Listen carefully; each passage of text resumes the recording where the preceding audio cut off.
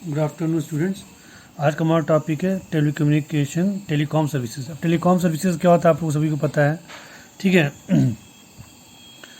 कि telecom services are the backbone of every business activity. कोई भी बिजनेस एक्टिविटी के लिए, जो भी बिजनेस काम हो रहा है, तो उसके लिए एक टेलीकॉम सर्विस ज़रूरी है। क्यों? कि जब बिजनेस होता है तो उसके बीच में कम्युनिकेशन ज़रूरत है। तो कम्युनिकेशन कैसे होगा? जब टेलीकॉम सर्विसेज होगी। In the absence of telecom services every business activities will remain dream only. सिर्फ एक सपना ही रह जाएगा। There is a lot of the development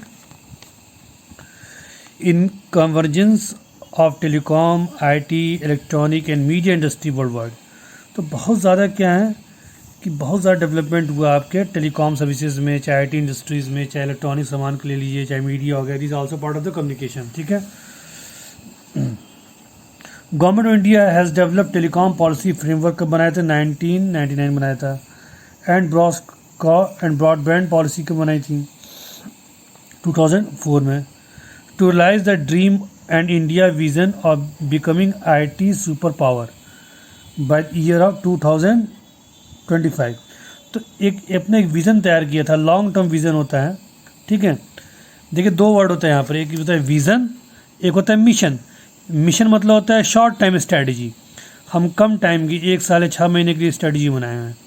vision क्या होता है? लॉन्ग टर्म के लिए, कि इंडिया क्या होना चाहिए 2025 तक सुपर पावर हो जाए आईटी सेक्टर में, ठीक है। तो अब हम इसके बारे में पढ़ेंगे टेलीकॉम क्या क्या various type of telecoms services हैं। पहला क्या? सेलुलर मोबाइल सर्विसेज, पता है, पीसीओ आप लोग जानते थे। पहले आप लोग स्टूडेंट, आपको याद नहीं होगा या कुछ स्टूडेंट लोग याद होगा, पहले मोबाइल नहीं हुआ करता था तो पीसीओ हुआ करता था। लोग जाते थे, पैसा देते थे और वहाँ से बात करते थे। It include all mobile telecom services including voice, message, data services. PCO होता था, ठीक है। They can provide direct communication, direct interconnectivity, ठीक है, with any other type of telecom service provider. कोई भी टेलीकॉम सर्विस प्रोवाइडर, उस पर डायरेक्ट जो बात करना होती पीसीओ जरिए हम जाकर हम लोग क्या करते थे? बात कर लेते थे। उसके बाद क्या? रेडियो पेजिंग सर्विसेज आया था। रेडियो पेजिंग क्या होता था? एक इतना बड़ा ब्लैक रंग का होता था, उसमें से मैसेज आता था। It is affordable means of communication. It transmission information to person even when they mobile. जो मोबाइल में होता था, मोबाइल मतलब व्हेन दे आर मोबाइल मतलब चलना, ये मोबाइल फ़ोन नहीं, मूवमेंट। तो जब कहीं भी मूवमेंट करे, चाहे उसके बाद एक मशीन होती थी इतनी बड़ी सी, उसमें कोई मैसेज करता था तो उसका आ जाता था। It is way of information broadcasting solution. Radio paging services available including tone. एक टोन आती थी, यह न्यूमेरिक फॉर्म में होता था, अल्फ़ाबेट न्यूमेरिक होता था, तो समझ जाते थे कि मैसेज क्या है। उसके बाद क्या है? फिक्स लाइन सर्विसेज आया। अगर पता है फिक्स लाइन सर्विसेज भी उसके बाद नहीं, मतलब ये भी एक टाइप का टेलीकॉम सर्विसेज है। तो फिक्स लाइन सर्विस क्या हो? जैसे आपका लैंडलाइन फ़ोन हो गया, क्या होता है? फाइबर केबल ऑप्टिक्स होता है, लगता है, जो से क्या होता है हम लोग फ़ोन से बात करते हैं। आप बहुत से घर में आज भी देखे होंगे टेलीफोन इनके पास होगा। केबल सर्विस क्या होता है? Cable service, these are linkage and switch services within licence area of operation to provide entertainment services, ठीक है। तो केबल सर्विसेज क्या होता है? जैसे आपको जो डिश का तार, पहले आप छतरी लगा होता देखे होंगे, उससे पहले तार आता था, घर घर लगता था, तो डिश लगता था। तो जो हम लोग क्या करते थे, टेलीविज़न पर जब भी कोई भी प्रोग्राम हो, चाहे न्यूज़, उसको देखते थे। वही हमारा क्या है? Cable services. उसके बाद क्या है? वी सैट आया। वी सैट क्या है? Very smart aperture technology. It is satellite based communication. It is offer business and government agency a highly flexible reliable communication solution in urban as well as rural area, ठीक है। VSAT offers reliable and uninterrupted services. It can use provide newspaper, online market rates, tele-education, even most remote areas of country. तो VSAT लगने लगा, जिससे बहुत कुछ हमें information मिलने लगी। उसके बाद DTH आया। DTH क्या है? ये टाटा का एग्जांपल दिया है ना, इस तरह से, ठीक है। DTH क्या होता है? डायरेक्ट सर्विस होता है, जो देता है डायरेक्ट टू होम, जो आपके घरों में लगता है। आपको पता ही है वही चीज़ क्या होता है, ये DTH होता है। It is a direct satellite based media service. ये डायरेक्ट सैटेलाइट से कनेक्ट होती है, प्रोवाइडेड बाय सेलुलर कंपनीज।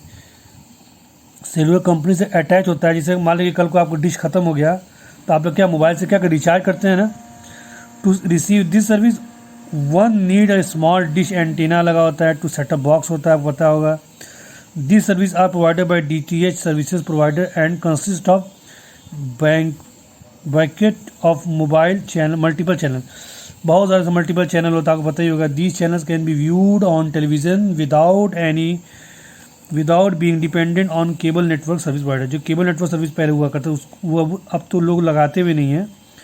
अब सीधे क्या लगाते हैं, डायरेक्ट टू होम लगाते हैं. टाटा स्काई का हो गया, ARY हो गया, आपका एयरसेल का, एयरटेल का आता है, और जियो का भी आने लगा है. तो एक तरह क्या सीधे आपको सर्विस प्रोवाइड करता है. छत पर घरों पर लग जाते हैं और सीधे आप लोग को मिलता है इन्फॉर्मेशन. नेक्स्ट हमारे क्या है, वेयर हाउसिंग सर्विस. अब देखिए वेयर हाउसिंग मतलब क्या होता है.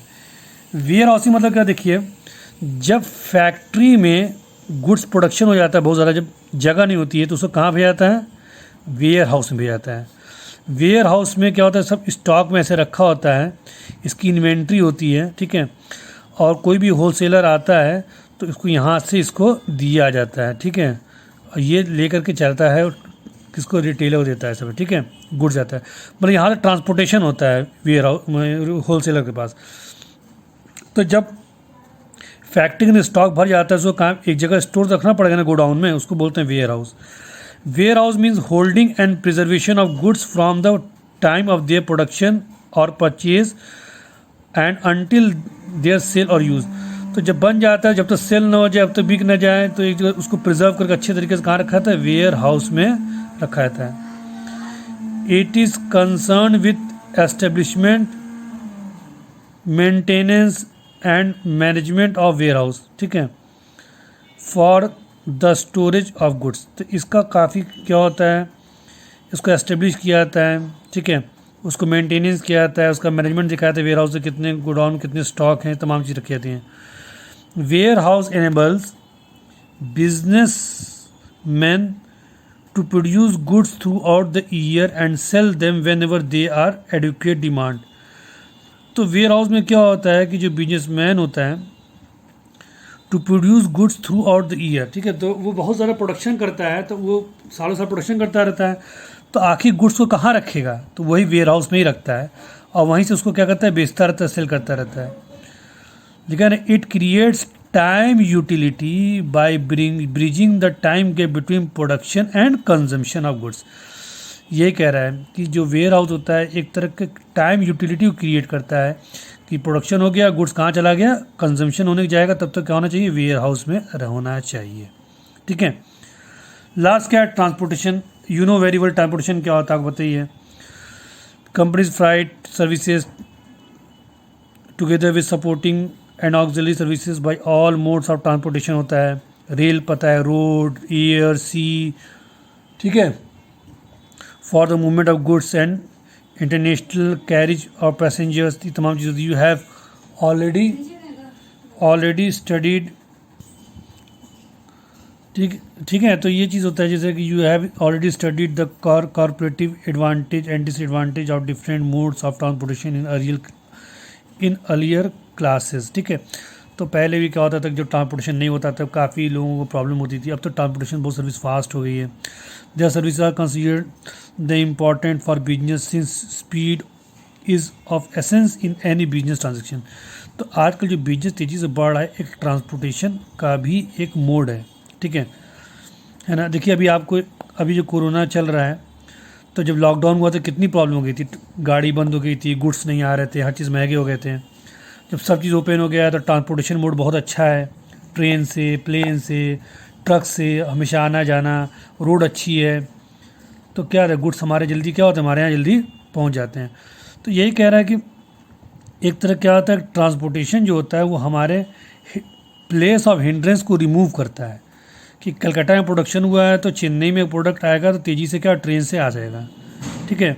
It makes good available to consumer from the place of production, ठीक है, यही चीज़ कह रहा है.